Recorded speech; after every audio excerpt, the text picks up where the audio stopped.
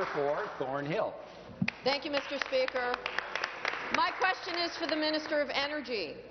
The Liberal carbon tax is punishing Ontario families. Last year, the federal government decided to exempt one form of home heating fuel, mainly used in Atlantic Canada, from the carbon tax.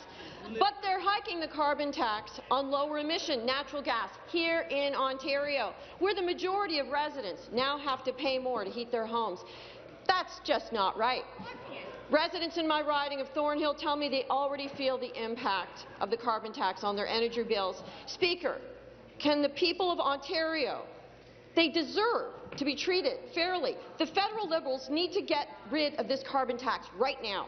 Speaker, can the minister please explain how he's making home heating and everything else more, or sorry, how they're making home heating and more things expensive and impacting Ontarians? To reply, the Minister of Energy.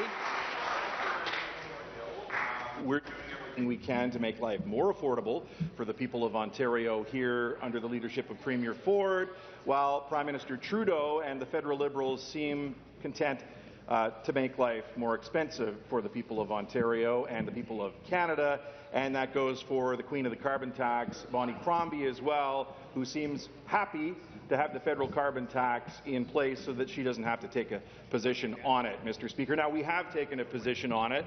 We're making life more affordable, and that's why we're seeing new investments in our province, particularly in the EV and EV auto space, where companies are flocking back to Ontario and creating hundreds of thousands of jobs in our province again, where under the leadership of the previous Liberal government for 15 years, we saw 300,000 jobs leaving for other jurisdictions. Over 700,000 jobs are coming back, Mr. Speaker, and that's all because of our sound energy policy that ensures we're competitive with other jurisdictions. Thank you.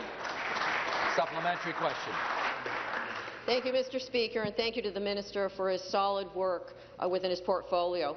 This is exactly what our government spoke up about, the carbon tax, what we fought tooth and nail. It's ludicrous that the Liberals think it's a good idea to raise the carbon tax by a staggering 23% when Ontario families are already struggling with the increased cost of living.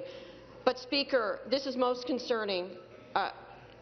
This gets so much worse. The federal government and opposition parties want to nearly triple the tax by 2030.